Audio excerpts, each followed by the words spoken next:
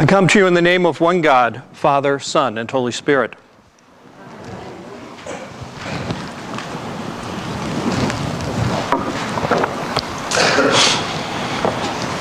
It may not come as much of a surprise that self-help books and New Age spiritualism generally don't find space in my own library. I don't find them particularly helpful or spiritual.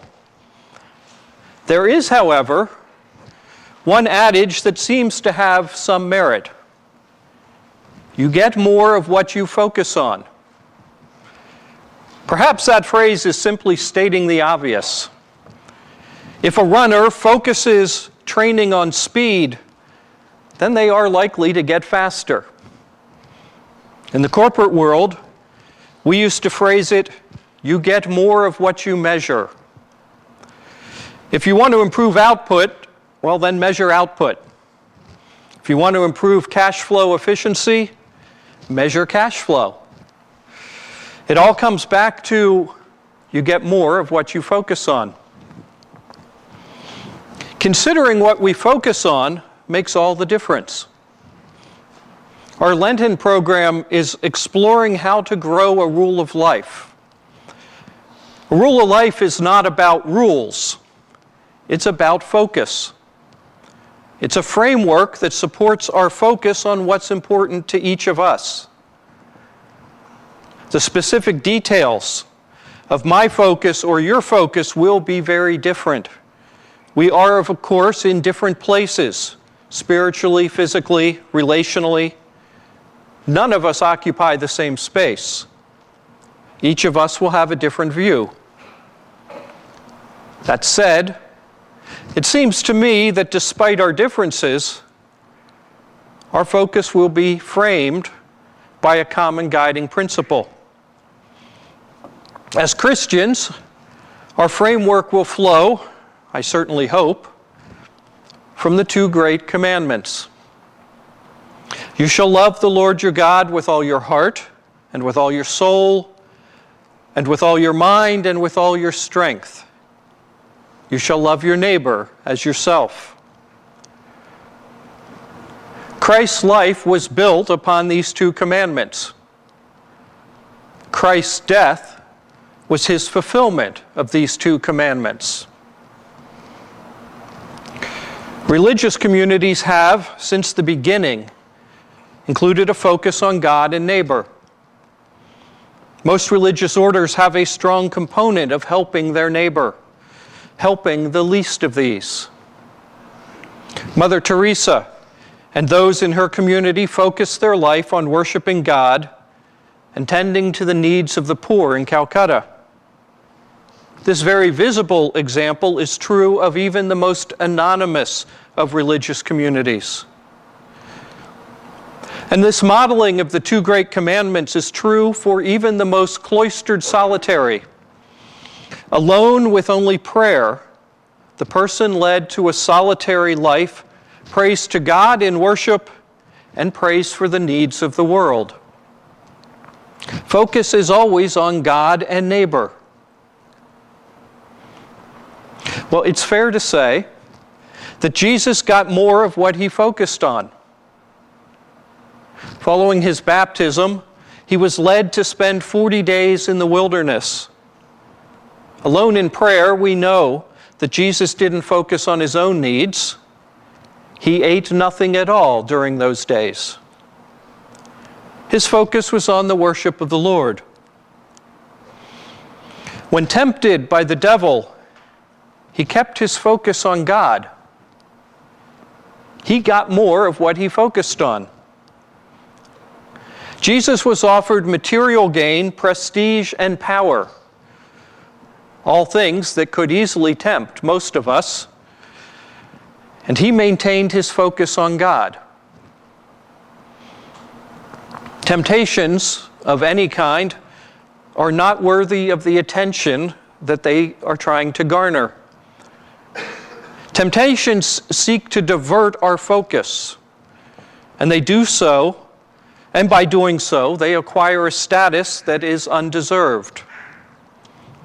Left alone, temptations will be forgotten and wither away. They hold only the power that we give them. In a don't try this at home moment, don't for a moment take the route down the path that some religious groups do and confuse temptations with medical needs. Prayer augments medicine. It doesn't replace it. The Israelites gave their first fruits to God in thanks for the land that was now theirs. They knew that all that they had came from God, and they rejoiced in that knowledge. They worshiped God, and they showed concern and hospitality towards the alien among them. They loved the Lord their God with all their heart, and with all their soul, and with all their mind, and with all their strength. And they loved their neighbor. And we know that they failed in their worship of God and love of neighbor. We also know that God is generous and loving, and we know that God forgives.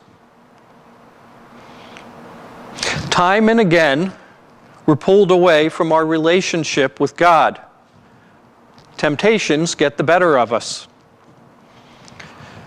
We may be called to be like Christ, but we are most assuredly not Christ.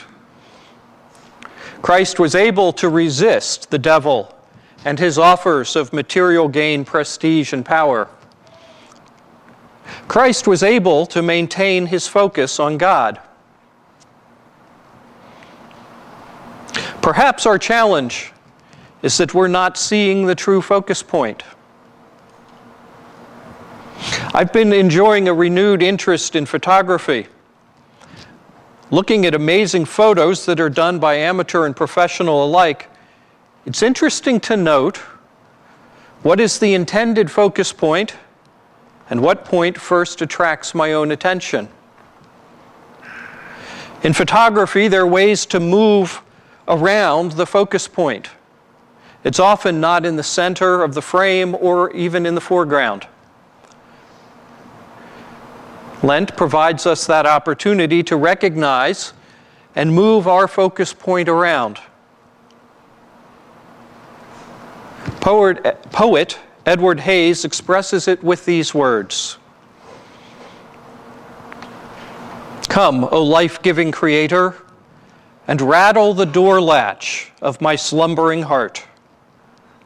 Awaken me as you breathe upon a winter-wrapped earth, gently calling to life, virgin spring.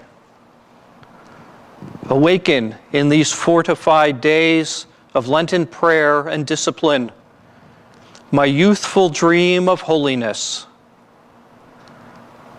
Call me forth from the prison camp of my numerous past defeats and my narrow patterns of being, to make my ordinary life extraordinarily alive through the passion of my love.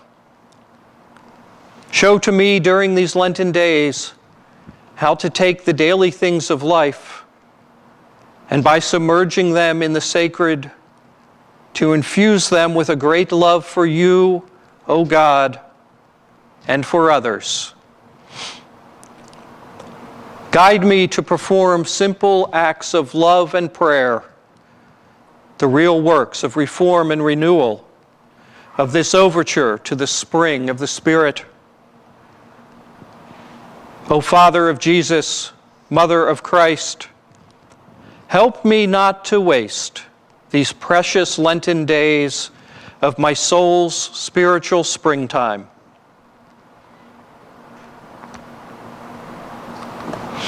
Our readings today are not so much about avoiding temptation as they are about focusing on loving God. Love the Lord your God with all your heart and with all your soul and with all your mind and with all your strength. Love your neighbor as yourself.